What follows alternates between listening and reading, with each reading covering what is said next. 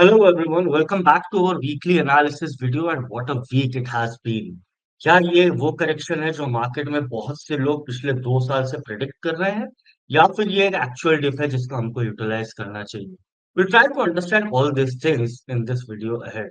सबसे पहले the trend analysis as the best thing we will approach because long term trend हमको proper analysis में बताता है कि मार्केट का डायरेक्शन अभी भी पॉजिटिव है या फिर देयर इज अ डाइवर्जेंस। इसके बाद वीकली चार्ट हम निफ्टी और बैंक निफ्टी के बाद हम देखेंगे डेली चार्ट पर कौन से ऐसे कैंडलस्टिक पैटर्न हुए हैं, what is the sentiment, moving averages, RSI और एडीएक्स हमको क्या बता रहे हैं। उसके बाद आवरली टाइम फ्रेम पे हम आकर देखेंगे कि ऐसे कौन से लेवल्स हैं जो आने वाले हफ्ते में हमको ध्यान रखना चाहिए। उसके बाद बहुत से अदर फैक्टर्स भी है which will try to understand and gauge the sentiment of the market in the short term. We'll look at FII DI data, which is very significant to understand the overall sentiment. At the same time, हम लोग open interest देखेंगे Nifty और bank Nifty का, जहां पे will try to understand कि probable range एक establish होने की जो हो सकती है वो हमको कहाँ पर मिलेगी, ऐसे कौन से लेवल्स हैं जो हमको ओपन इंटरेस्ट के थ्रू ध्यान में रखने। In the conclusive end of the video will try to understand ऐसे कौन से डेटा पॉइंट्स हैं जो हमको ध्यान में रखना चाहिए on domestic front and the international front as well. In the end, we'll try to create a strategy around this overall analysis जो हम आने वाले हफ्ते के लिए implement कर सकते हैं. Let's start with first and foremost important thing, and that is the trend analysis. देखिए सबसे पहले लास्ट वीक हमने बताया था कि निफ्टी में 26,200 एक कन्फ्लुएंस बन रहा है. This confluence is actually trying to create point of confluence at 26,200 and हुआ भी हुई। यहाँ पर मार्केट ने एक 1-2 का फॉर्मेशन पूरा क्लियर करा and then that act as a resistance. We try to go through weekly chart. देखिए वीकली चार्ट में सबसे पहले अगर हम एनालिसिस करें तो विल ट्राई टू सी कि लॉन्ग टर्म ट्रेंड जो है वो इंटैक्ट है। आप देखिए हायर हाई हायर लो है। This is a first green candle after 3 consecutive up trends और ऐसा हमने पहले भी देखा है। वीकली चार्ट में द ट्रेंड इज इंटैक्ट, एक बियरिश सेंटिमेंट बना है और जो मार्केट का प्राइस एक्शन है वो काफी कुछ उसने लास्ट के 2 हफ्ते का गेन शेड करा है। बट यहाँ पर डाइवर्जेंस में अगर हम ब्रेड्थ में देखें तो जनरेट न्यू हाइज न्यू लो है वो फॉल हो रहा है और number of stocks above the short term moving average आप देखें तो उनमें भी एक गिरावट जो थी वो आई है। यही चीज अगर हम डेली चार्ट पर देखें तो we might see a better picture कि डेली चार्ट पे 5 consecutive दिन जहां पर हमने गैप डाउन देखा है। फर्स्ट, सेकंड थिंग ये है कि अगर आप देखें तो ट्रेंड वेलोसिटी भी डिक्लाइन हो रही है। जो net new high net new low का अगर आप इंडिकेटर देखें वो भी डेली चार्ट पे भी डिक्लाइन ही हो रहा है और number of stocks below their moving averages ज्यादा हो गए हैं, एज इन 10 MA 20 MA और 50 MA के नीचे बहुत सारे स्टॉक्स आ चुके हैं। तो ये जो ब्रेड का इंडिकेटर है ये भी काफी वीक हुआ है पिछले एक हफ्ते के सेल ऑफ की वजह से। और एट द सेम टाइम हमने वीकली पर जब देखा ट्रेंड पॉजिटिव है तो क्या ये एक डिप हो सकती है? अगर आप आरएसआई को देखें तो RSI is an oversold category. इससे बहुत कम इंस्टेंसेस हुए हैं इस अप ट्रेंड में जब आरएसआई बिलो 30 गया है। तो कहीं ना कहीं हमको उस समय जब अप ट्रेंड इंटैक्ट होता है तो एक ओवरसोल्ड जोन मिलता है और ये ओवरसोल्ड जोन हो सकता है स्टैब्लिश हो आने वाले हफ्ते में। तो ये तो डेली चार्ट पर आप देखें तो 5 consecutive रेड कैंडल्स और ऐसा हमने प्रीवियसली भी देखा है। ये एक वोलेटाइल इवेंट था but this is a healthy correction which we can say in the short and mid term. इसके बाद हम आएंगे आवरली चार्ट पे। विल ट्राई टू अंडरस्टैंड कि आवरली चार्ट पे what are the levels we need to keep.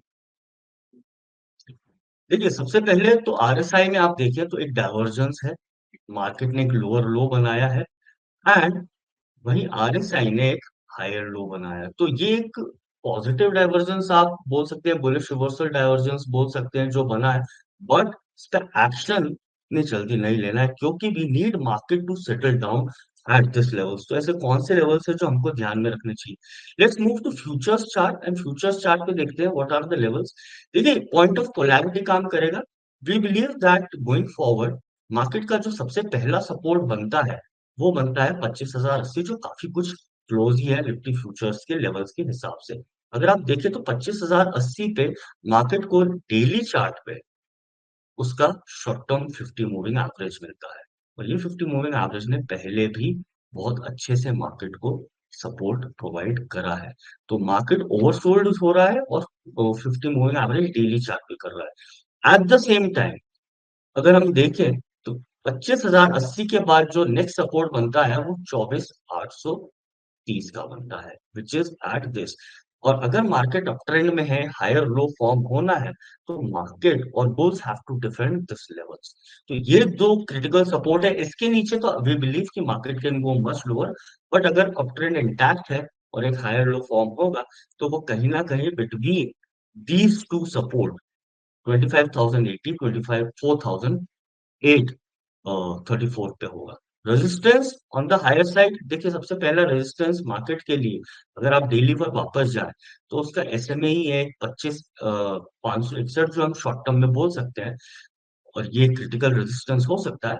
But अगर काफी lower time frame पे देखें, तो मेरे ख्याल से 25,438 एक पहला रेजिस्टेंस हो सकता है, जो इसका पॉइंट ऑफ पोलैरिटी का रहेगा, जिसने पहले भी रेजिस्टेंस का काम करा और मार्केट ने यहाँ पर एक अच्छा समय गुजारकर अप ट्रेंड किया था। तो ये जो दो रेजिस्टेंस स्ट्रैटेजी क्या होनी चाहिए, देखिए at times sitting on cash is also a good strategy. जब हम वोलैटिलिटी से बाहर निकल कर आ रहे हैं, तो we need to wait for confirmation. तो अगर हमने बोला है कि ये दो बीच लेवल्स के बीच में कहीं ना कहीं एक हायर लो बनना चाहिए, we need to be cautious. We may get an indication but not that soon. Secondly, will try to come to analyze bank Nifty. देखिए बैंक निफ्टी का सबसे अच्छी बात है कि उसमें एक ऑल टाइम हाई बना था। Let's move to bank Nifty weekly chart. या वीकली चार्ट देखिए बैंक निफ्टी का, और हम इस पे लगाएंगे आरएसआई और एडीएक्स। देखिए एडीएक्स अभी भी 11 है वीकली चार्ट पे, मतलब इतना मोमेंटम हो चुका है, पर एडीएक्स इंडिकेट कर रहा है कि ट्रेंड की वेलोसिटी नहीं है। दूसरी बात, अगर आप देखें तो आरएसआई ने क्लियरली एक डाइवर्जेंस दिया था। तो लास्ट हमने जो एक अप ट्रेंड देखा था वो सस्टेन नहीं हुआ, नीचे आया, तो आरएसआई में भी हमको अब डाइवर्जेंस मिल रहा है, लेकिन लॉन्ग टर्म अप ट्रेंड जो है वो इंटैक्ट है। अंडर परफॉर्मेंस है पर इंटैक्ट है। अब देखें तो ये फॉल्स ब्रेकडाउन ब्रेकअप हुआ और उसके बाद हमने ब्रेकडाउन देखा। अगर आप वीकली चार्ट पे देखें तो हम 20 एमएस के पास है, विच इज एट 51,325 स्पॉट के लेवल पे, और उसके बाद ये चैनल सपोर्ट आता है विच इज एट 50,758। तो लॉन्ग टर्म अप ट्रेंड या आप बोल सकते हैं वीकली चार्ट पे इंटैक्ट है, पर थोड़ा वोलेटाइल हो जाता है बैंक निफ्टी। तो welcome to daily chart. Daily chart पे we have seen continuous fall except one day in the past 5 days. As an truncated week हो सकता है, पर आप देखें तो पिछले 6 से 5 ट्रेडिंग दिनों में बैंक निफ्टी नेगेटिव ही रही है। अच्छी बात यह है कि इसकी क्रूशियल सपोर्ट के बाद है, तो डू और डाई वाली सिचुएशन आ जाती है यहाँ पे। अगर इसके ऊपर रहता है तो we will sustain the up trend, वरना हम और नीचे जा सकते हैं। अब कौन से ऐसे लेवल से जो हमको ध्यान में रखने, लो टाइम फ्रेम पे आप देखें, इसमें भी सेम पैटर्न हुआ। आरएसआई में डाइवर्जेंस हुआ, लोअर लो बनाया प्राइसेस ने, बट आरएसआई 32 के आसपास है और 30 के ऊपर निकल गया। तो ये काफी एक पहला इंडिकेशन होता है कि हाँ, शायद मार्केट में सपोर्ट है। कहां पर? 51,700। ये हम फ्यूचर्स के चार्ट पे देखते हैं। 51,700 एक पहला सपोर्ट बन जाता है, जबकि एडीएक्स इंडिकेट कर रहा है कि ट्रेंड की वेलोसिटी हाई है। तो दूसरा सपोर्ट क्या बनता है? वो बनता है 51,400, जो इसकी ये लॉन्ग टर्म ट्रेंड लाइन आ रही है, और ये ट्रेंड लाइन ऑलमोस्ट ये पिछले 1.5 साल से रिस्पेक्ट कर, तो ये एक सपोर्ट बन जाता है 51,400। स्ट्रैटेजी इसमें भी कॉशियसनेस की रहेगी। वेट करिए, मार्केट को साइडवेज होने चाहिए। जब भी हम एक्सपांशन से कॉन्ट्रैक्शन में जाते हैं, we need a sideways correction, और इतनी जो जंप आएगी आईवी में फ्रॉम 10 टू 14.1 लेवल, वो भी थोड़ी कूल ऑफ होगी। तो आई थिंक कॉशियस रहिए। ओवरऑल स्ट्रैटेजी अगर मिड टर्म में बोल सके तो बाय ऑन डिप्स की है। शॉर्ट टर्म में अगर मैं बात करूं तो स्टे कॉशियस। ऊपर में 52,700 पहला रेजिस्टेंस होगा, जो कोइंसाइड करता है इसके short term moving average 20 days के, और उसके बाद जो रेजिस्टेंस होगा वो 53,300 होगा, जो इसका प्रीवियस सपोर्ट था, जहां पर बैंक निफ्टी ने सपोर्ट लिया था, वो इसका रेजिस्टेंस था। खैर हमको इन अ अपट्रेंड सपोर्ट पे फोकस करना, और consolidation is very important right now for market to stabilize. Data points, देखिए एफआईआई डीआई का डेटा मैंने से एफआईआई की सेलिंग हुई थी 15,000 करोड़ उन्होंने बेचे थे 3 अक्टूबर को। अगर हम देखें तो 15,000 था 1 अक्टूबर को 5,000, अभी फ्राइडे का डेटा आएगा उसमें भी हो सकता है कि सेलिंग हो। Most of the selling almost 70% is absorb by the DIIs here. Let me remind you कि एफआईआई का data for the past few months has become insignificant, specially it is coming at reversals. पिछली बार अगस्त में जब हमने bottom देखा था या जून में जब देखा, तो एफआईआई का डेटा कहीं ना कहीं इतना ही नेगेटिव आया था। और आप कैश का डेटा देखिए उनका, तो काफी मिक्स्ड बैग है। देखिए अगस्त में मैंने बताया नेगेटिव था, अच्छा खासा बॉटम बना था। मई में उनका नेगेटिव था obviously because of the elections coming है, बट जून में इतना सिग्निफिकेंट नहीं था। एंड जून में हमने 6 या 7 जून को एक शार्प बॉटम बनता हुआ देखा। तो it is not as significant, but ये कहीं ना कहीं टाइमिंग में हमको मदद करता है। तो एफआईआई का कैश का डेटा आप देखिए अभी फिलहाल नेगेटिव है, और सितंबर में ओवरऑल देवर पॉजिटिव। तो जितना भी सितंबर में था उतना तो निकल चुका है। अगर आप वही इंडेक्स में देखें एफआईआई का, जो काफी इंपॉर्टेंट है क्योंकि जो स्ट्रक्चरल चेंज हुआ है वीकली एक्सपायरी को एलिमिनेट करके, कहीं ना कहीं एफआईआई एफपीआई को शायद हर्ट करा है because of the hedging benefits they could have used due to weekly options available across the indices. तो एफआईआईएस अगर आप देखें इंडेक्स में नेट नेगेटिव है, जबकि डीआईआईएस भी कहीं ना कहीं सॉरी एफआईआईएस इंडेक्स ऑप्शन में भी कहीं ना कहीं नेट नेगेटिव ही है। दूसरी बात, अगर आप एफआईआईएस का ओवरऑल डेटा भी देखें पिछले कुछ महीने का, since we are in October first week, तो वो इतना सिग्निफिकेंट नहीं रहा है in the September and August month. जबकि इंडेक्स ऑप्शंस में they are obviously keeping a hedge. But इसी के साथ विल ट्राई टू सी कि कौन से ऐसे सेक्टर्स है जहां पर हमको एक्टिविटी देखने को मिली। देखिए most of the activity if you see specifically on the sectoral front, you will see that there was a negative impact, but chemicals space में ही एक विनर देखा है, सीमेंट में भी एक ही है। आप देखें तो म्यूटेड गेन्स थे इसमें, बहुत ऐसे आउट परफॉर्मर्स नहीं है मार्केट में, मतलब मार्केट में सेलिंग प्रेशर तो आया है। And worst hit are every sector out there except to name a few. But if you see, अगर आप यहाँ पर देखें तो automobile, banking and specifically finance, इसमें हमको अच्छा खासा सेलिंग प्रेशर देखने को मिला है। But if you move towards other spaces as well, you will find that pharma space में जिसमें हमने एक अच्छा खासा अपरन देखा था उसमें भी सेलिंग प्रेशर है। टेक्नोलॉजी में भी आया है, इन्फोसिस ऑल टाइम हाई पे है एंड वो कहीं ना कहीं सस्टेन भी करा है। But this is across the board. तो आने वाला हफ्ते में पहले के 2 दिन काफी इंपॉर्टेंट हो जाएंगे। ओआई के हिसाब से देख लेते हैं ओआई में क्या हो रहा है। देखिए सबसे पहले तो मैं आपको एक बात बता दूं, ऑन अ वीकली बेसिस हम एक्सपायरी का देखते हैं तो that can be change frequently. But जो रेंज एक्सपांशन हुआ उसकी वजह से हमको रेंज भी ज्यादा ही मिली है। देखिए शॉर्ट बिल्डअप हुआ है ऑन द कॉल्स साइड। अगर आप फ्यूचर्स देखें तो फ्यूचर्स 25,194 पर है। बट अगर आप देखें तो फ्रीक्वेंट जो शॉर्ट बिल्डअप हुआ है on the higher side is at 25,400, 25,500 and then 25,300। At the money हम 25,200 ले, तो यहाँ से सपोर्ट क्या बनता है जहां पर हमने बिल्डअप देखा है, fresh long buildup on the good side, वो आता है 25,000 और 24,800। यहाँ पर हमने देखा है। तो मोटा मोटा मैं बोलूं कि अगर हम आईवीज में जो 14 पॉइंट, अभी हम आईवी भी देखेंगे, इजाफा हुआ है। उसके बाद अगर हम कॉन्ट्रैक्शन में जाएंगे तो 24,800 ऑन द लोअर साइड, 25,400, ये 600 पॉइंट की रेंज बन जाती है ओवरऑल निफ्टी में।